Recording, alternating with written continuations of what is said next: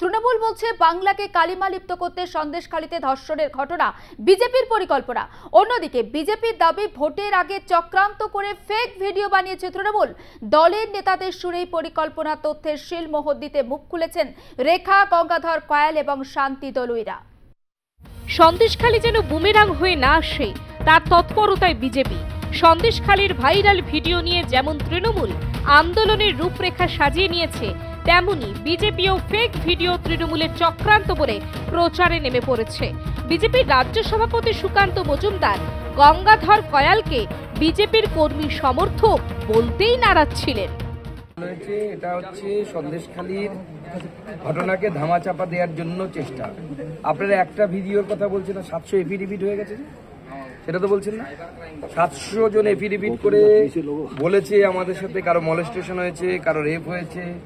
একজন মহিলা হাইকোর্টের বিচারপতির সঙ্গে বলেছে যে তাকে 15 দিন ধরে তৃণমূল পার্টি অফিসে রেখে ধর্ষণ করা হয়েছে। কই, সেটা তো বলছেন না আপনারা। এটা পুরোটাই হচ্ছে এতদিন বিগত দিনে যে ঘটনাগুলো ঘটেছে, প্রত্যেক ঘটনা হচ্ছে সন্দেশখালী থেকে চোখ ঘোরানোর জন্য আইপ্যাক তথা অভিষেক বন্দ্যোপাধ্যায় এবং মমতা বন্দ্যোপাধ্যায়ের স্ট্র্যাটেজি, তার থেকে বেশি কিছু নয়। আপনারা তার কথা বিশ্বাস করে কি একজন ক্যামেরায় কে বলে সে কোথাকার বুথ লেভেলের কর্মী নাকি আমরাই চিনি না তাকে তার কথা বলা হচ্ছে। অথচ যে মহিলারা ভুক্তভোগী তারা এফিডেভিট করেছে, যে লোকটার জমি দখল হয়ে গেছে সে এফিডেভিট করেছে, তার কথা আপনি বিশ্বাস করবেন না। পরে অবশ্য গঙ্গাধর কয়ালকে দলীয় কর্মী বলে শিলমোহর দিলেও ভিডিওকে স্ট্রিং ভিডিও বলে দাবি করে বিজেপি নেতৃত্ব। বসিরহাটের বিজেপি প্রার্থী রেখা পাত্র রবিবার আরও এক কাঠি উপরে উঠে বলেন, গঙ্গাধর কয়ালের স্ত্রী ও সন্তানের মাথায় বন্দুক ঠেকিয়ে মিথ্যা কথা বলিয়ে নিয়েছে তৃণমূল। টিএমসির একটা চাল, এটা গঙ্গাধর কয়াল তো ভারতীয় জনতা পার্টির সদস্য, আর টিএমসি পার্টি এরকম একটা মিথ্যা একটা ফেক তো নিউজ দেখালে তো অবশ্যই সাধারণ মানুষ ক্ষেপ্তিত হবে। এরা পুরোপুরিভাবে টিএমসি পার্টির চাল। এখানে আমাদের কিছু বলার নেই। টিএমসি পার্টি প্রত্যেকটা জায়গায় এরকম বিক্ষোভ দেখাচ্ছে, মানুষের উপরে অত্যাচার থেকে শুরু করে নিয়ে। এটা ওনারা হেরে যাবে এই ভয়ে ওনারা প্রথম থেকেই দেখুন, যেখান থেকে করে আজকের এই ভারতীয় জনতা পার্টির জয় জয়কার শুরু হয়ে গেছে, সেখান থেকে করে ওনারা এই ফেক নিউজগুলো চালাচ্ছে। যে কোনো কিছু বিনিময়ে ভারতীয় জনতা পার্টির ক্ষতি করার চিন্তায় ঘুরছে। তো এটা এই নিয়ে আমার কিছু বলার নেই। এটা তৃণমূলের কাজ, তৃণমূল করছে।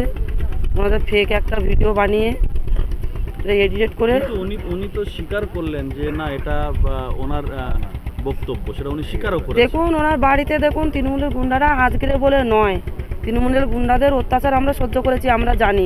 এখন ওনার বাড়িতে হয়তো বউ বাচ্চাকে হয়তো মাথায় বন্দুক ঠেকিয়ে ওনাকে মিথ্যে বলিয়েছেন। এটা তো স্বাভাবিক ব্যাপার, এটা হয়ে আসছে, এটা তৃণমূলের গুন্ডা বাহিনীর করছে। রেখা পাত্রের এই বক্তব্যের পরই গঙ্গাধরের মতোই চক্রান্তের অভিযোগ নিয়ে সংবাদ মাধ্যমের সামনে এলেন সন্দেশখালী 1 নম্বর ব্লকের মণ্ডল সভাপতি শান্তি দলুই। তাকেও এই ভাইরাল ভিডিওর মধ্যে দেখা গেছে। চক্রান্তের শিকার বলে দাবি করলেন শান্তি দলুই। গঙ্গাধর কয়ালকে তিনি চেনেনই না বলে জানিয়েছেন শান্তি দলুই। পাশে আমার ছবিটা যে দেখিয়েছে এটা একদম সম্পূর্ণ সাজানো ঘটনা, সম্পূর্ণ সাজানো।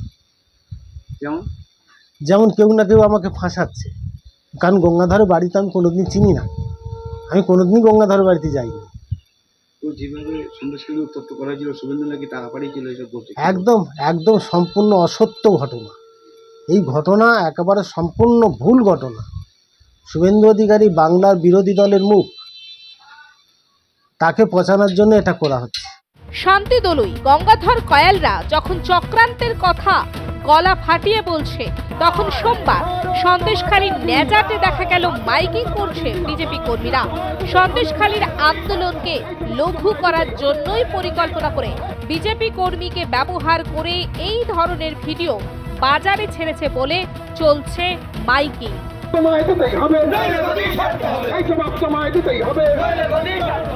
সব মিলিয়ে ঘটনা আর রটনা নিয়ে সন্দেশখালী এখন দ্বিধা বিভক্ত। শান্ত হয়ে ওঠা শাহজাহানের ডেরা ফের শিরোনামে।